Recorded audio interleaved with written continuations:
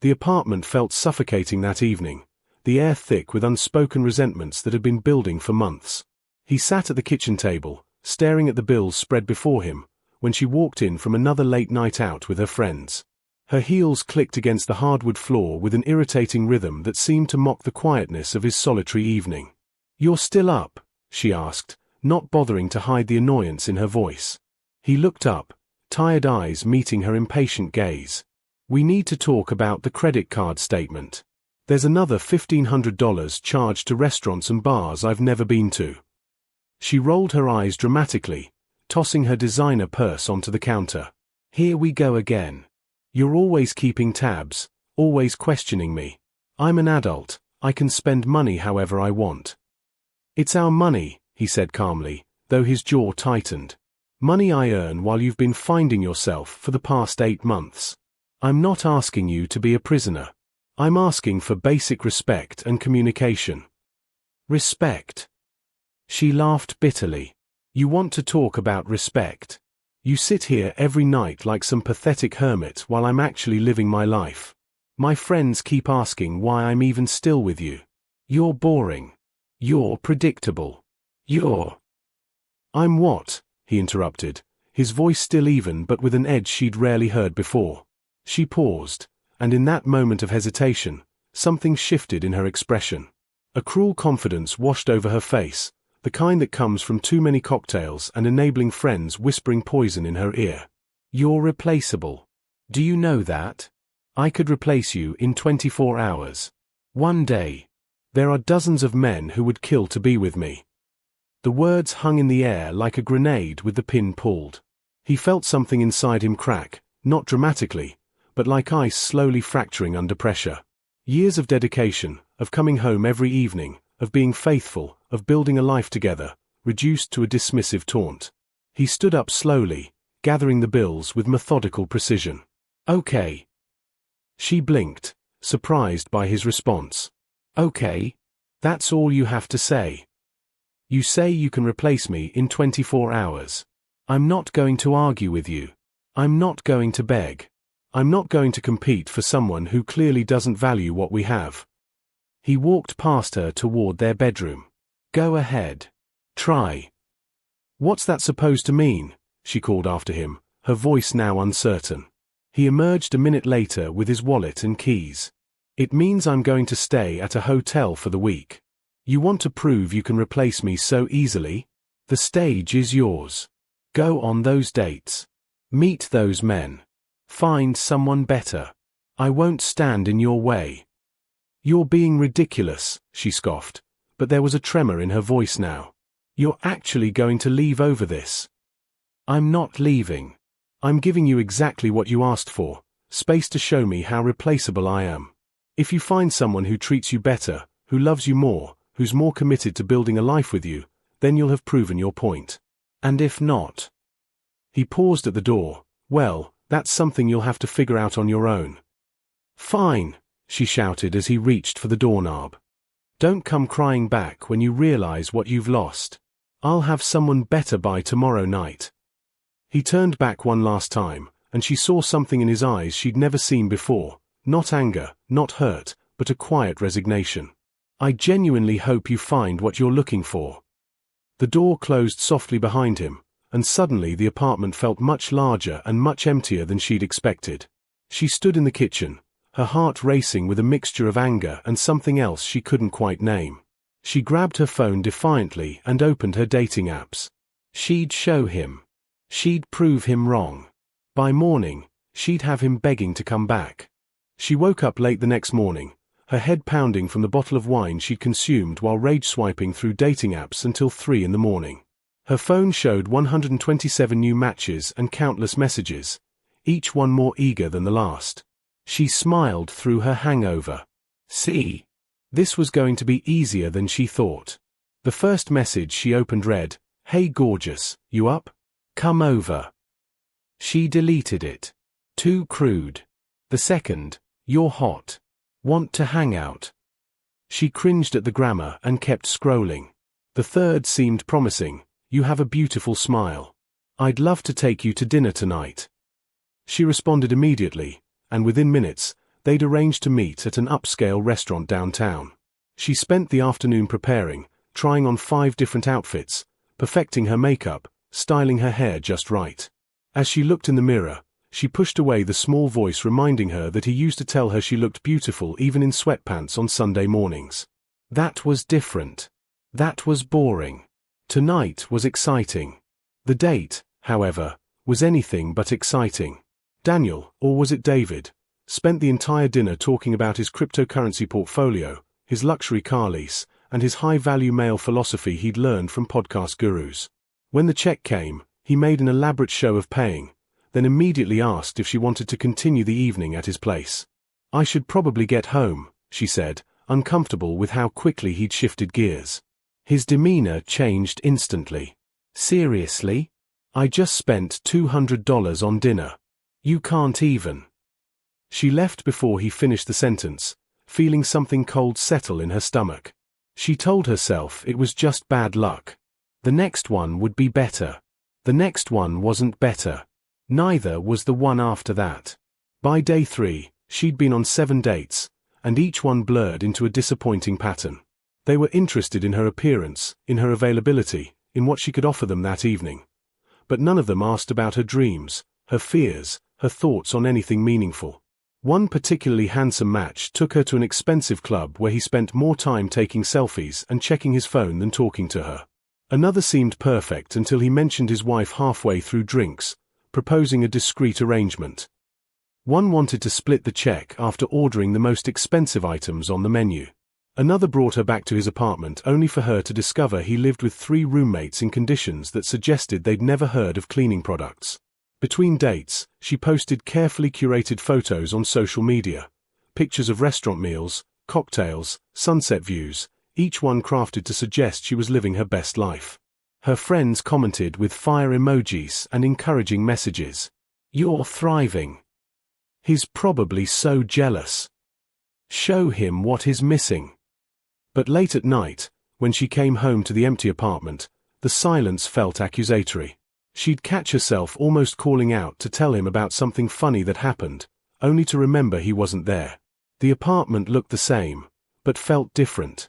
She noticed things she'd taken for granted, how he'd always left the hallway light on for her, how he'd stocked her favorite tea, how he'd fixed the leaky faucet she complained about months ago. On day 4, she matched with someone who seemed genuinely different. Ryan was articulate, charming, and actually asked her questions about herself. Their conversation flowed naturally. She felt a flutter of hope. Maybe this was it, the person who would prove she'd been right all along. They met for coffee, and it started wonderfully. He was attentive, interesting, and made her laugh. As they walked through the park afterward, she felt herself relaxing for the first time in days. Then his phone rang. He glanced at it and his expression shifted. "I'm sorry, I need to take this," he said, stepping away. She couldn't hear the conversation, but she could read his body language, the way his shoulders tensed, the apologetic tone. When he returned, he looked genuinely regretful. "That was my ex-girlfriend," he admitted. "Well, sort of ex. It's complicated. We've been on and off for 3 years. Look, you seem amazing, but I don't think I'm in a place to start something new right now. I'm really sorry." She nodded numbly, understanding dawning. Even the good ones were unavailable, still tangled in their own complications, unable to offer anything real. That night, she lay in bed scrolling through the messages from dozens of men, each one offering attention but nothing substantial. Quantity, she was learning, was not the same as quality. By day 5, exhaustion had settled into her bones, not just physical tiredness from late nights and constant socializing, but a deeper weariness that came from maintaining a facade that was crumbling faster than she could rebuild it. She deleted the dating apps twice only to reinstall them an hour later, compulsively checking for some message that might validate her impulsive declaration. Her best friend, Jasmine, called that afternoon. "How's the single life treating you? Your Instagram looks incredible." She forced enthusiasm into her voice. "It's been amazing. So many options, you know." "That's what you deserve, girl. Men are literally disposable. You were right. You can replace him in 24 hours. Jasmine laughed, the sound grating against her raw nerves. So which one are you getting serious with? The question landed like a punch. Getting serious? She hadn't thought about that. She'd been so focused on proving a point that she hadn't considered what came after the validation. I'm keeping my options open, she deflected. No need to rush into anything. After hanging up, she stared at her reflection in the bathroom mirror. Dark circles shadowed her eyes despite the concealer. She looked tired. She looked unhappy. When had that happened? Her phone buzzed with another message. You busy tonight? Netflix and chill. She didn't even remember matching with this person. She blocked him and threw her phone onto the couch. The apartment felt oppressively empty. She noticed his things still scattered around, his favorite coffee mug in the cupboard, his books on the shelf, his jacket hanging by the door. She'd been so certain she wanted him gone, but now these remnants felt like artifacts from a lost civilization she'd burned down without considering what would grow in its place. That evening, she did something she'd been avoiding. She actually went out alone, without the armor of a date, without the performance of social media. She walked to the small Italian restaurant 3 blocks away, the one they used to go to every Friday night. The owner recognized her. Where is your husband? Maria asked, the concern evident in her heavily accented voice. We're taking a break, she managed. Maria's face fell. Oh no. He was such a good man. Always so patient with you, always making sure you were happy. She patted her hand. I hope you work it out. Good men are rare these days. The words stung because they rang true. She ate her pasta alone, watching couples around her share meals, share laughter, share comfortable silences. She observed how they interacted, the small gestures of care, the inside jokes, the easy intimacy that came from truly knowing someone. None of her dates had offered anything close to that. They'd offered excitement, novelty, attention, but not partnership. Her phone buzzed again. Another match asking for photos. She felt sick. On day 6, she found herself going through their old photos together. There she was, laughing at something he'd said during a hiking trip. There they were at her sister's wedding, his arm around her waist, looking at her instead of the camera. There was the photo from when they'd first moved into this apartment, both exhausted and happy, surrounded by boxes and possibility. When had she stopped seeing him? When had the man who'd held her hair back when she was sick, who'd driven 4 hours in the middle of the night because she'd called crying about her father's health scare, who'd learned to cook her grandmother's recipes just to make her feel at home, when had he become invisible to her? She remembered their anniversary 6 months ago. He'd planned a whole day, breakfast in bed, a visit to the art museum she'd been wanting to see, dinner at that new restaurant, then a walk along the river where they'd first met. She'd been annoyed because she'd wanted to go out with her friends that night. She'd accused him of being controlling, of not respecting her independence. He'd simply said okay and put away the reservation confirmation. The memory made her chest tight. How many other gestures had she dismissed?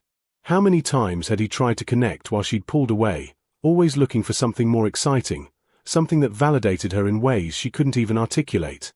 She picked up her phone and scrolled through the messages from the past week. Hundreds of men, thousands of words, and not one of them had asked her how her day really was. Not one had remembered something she'd mentioned in passing. Not one had looked at her like she was the answer to a question they'd been asking their whole lives. He used to look at her like that. When had she stopped appreciating it? That night, the silence of the apartment became unbearable. She called him. The phone rang 4 times before going to voicemail. His voice, calm, familiar, asked her to leave a message. She opened her mouth to speak, but pride choked the words. She hung up. She'd wanted to prove a point. She'd wanted to show him she was desired, wanted, irreplaceable. But all she'd proven was that attention wasn't the same as affection, that options weren't the same as connection, that being wanted by everyone meant nothing if none of them truly wanted to know her. The week wasn't even over, and she already knew the truth she'd been running from. She'd had something real, and she'd gambled it away for a fantasy that didn't exist. By day 7, she'd stopped pretending.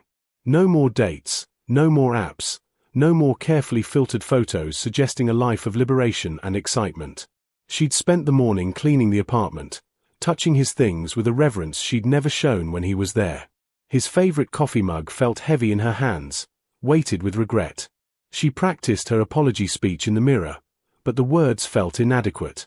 "I'm sorry" seemed too small for the magnitude of what she'd done, what she'd said, what she'd thrown away in a moment of cruel arrogance. How do you apologize for reducing someone's love to something replaceable? How do you take back words designed to wound? Around noon, she heard his key in the lock. Her heart hammered against her ribs as the door opened. He stepped inside, and she was struck by how different he looked. Not physically, he wore the same jeans and casual shirt he always wore, but there was something changed in his posture, in his expression. He looked lighter, peaceful. "Hi," he said simply, setting his bag down. "Hi." Her voice cracked. "Hi. I'm glad you're back. We need to talk." He nodded slowly, but didn't move closer. "Okay." She'd prepared an elaborate speech, but standing before him, everything she'd rehearsed evaporated. The tears came first, hot and unbidden, streaming down her face as reality crashed over her. "I was wrong," she choked out. "About everything. I went on those dates like I said I would. I matched with so many people. I went out every night. And you know what I learned?" She wiped her eyes roughly. "None of them were you. None of them even came close. They wanted things from me, but none of them wanted me. Not really. Not like you did." He listened without interrupting, his expression neutral. "I was so stupid," she continued, words tumbling out desperately. "I took everything for granted. Your patience, your kindness, the way you always put us first. I convinced myself I deserved more excitement, more passion, more. I don't even know what. But all those things I thought were boring? They weren't boring. They were stability. They were love. They were real." She stepped closer, reaching for his hand, but he didn't reciprocate the gesture. His hand remained at his side. "Please," she whispered. "I know I hurt you. I know what I said was unforgivable. But I'm begging you for another chance. I see clearly now. I understand what I had, what we had. I won't take it for granted ever again. I'll be better. I'll be the partner you deserved all along." The silence stretched between them, heavy with everything unsaid. She watched his face, desperate for any sign of softening, any indication that her words were reaching him. Finally, he spoke, his voice gentle but firm. "Do you know what I did this week?" She shook her head, confused by the question. "The first night, I sat in that hotel room and I cried. I won't lie about that. I thought about all the ways I might have failed you, all the things I could have done differently. I wondered if you were right, if I really was boring, predictable, replaceable." He paused, taking a breath. But then something shifted. The second day, I woke up without the weight of walking on eggshells. Without wondering if something I did would trigger another argument. Without that constant anxiety of not being enough. Her stomach dropped. I went to the gym. I called my brother. We talked for 2 hours about things I'd stopped sharing because you said my family was too demanding. I went to a concert I'd wanted to see. I cooked meals I enjoyed. I read a book uninterrupted. I remembered who I was before I became so focused on trying to make you happy that I forgot about my own happiness. "But we can be happy together," she interjected desperately. "Now that I understand." He held up a hand gently. "You understand now because you faced consequences. You understand because the grass wasn't greener. But what about next time?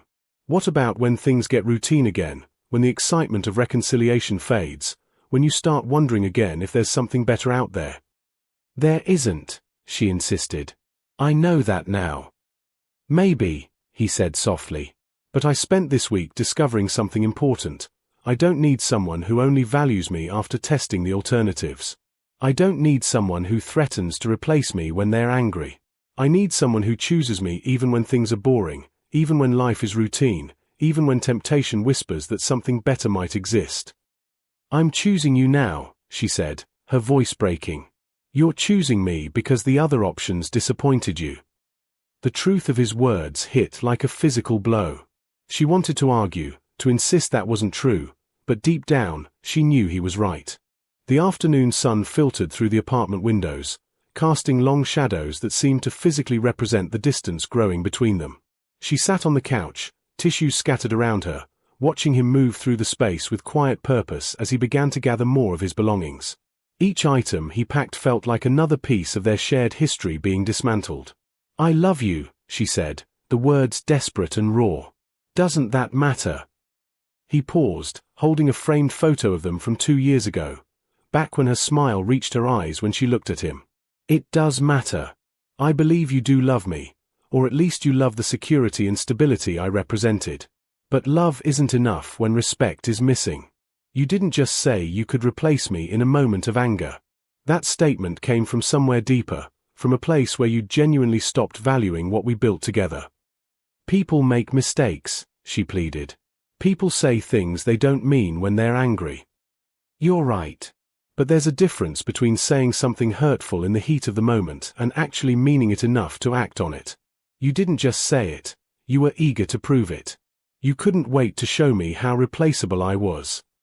His voice remained calm, matter-of-fact, which somehow hurt more than anger would have. She thought back to that first night, how quickly she'd grabbed her phone, how satisfied she'd felt seeing all those matches and messages. He was right. She'd wanted to prove her point. She'd wanted to hurt him.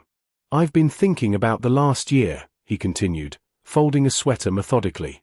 "All those nights you went out with friends who encouraged you to see me as an obstacle rather than a partner. All those times you rolled your eyes when I suggested spending time together. The way you describe our relationship to others, always focusing on what was missing rather than what was there.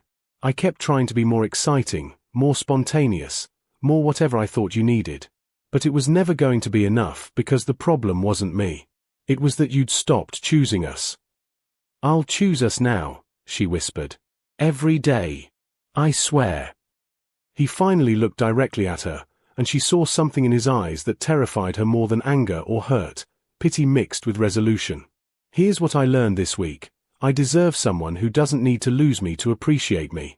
I deserve someone who values loyalty, consistency, and commitment as much as excitement. I deserve someone who sees boring evenings at home as intimacy rather than imprisonment." "We can work on this," she tried again, standing up.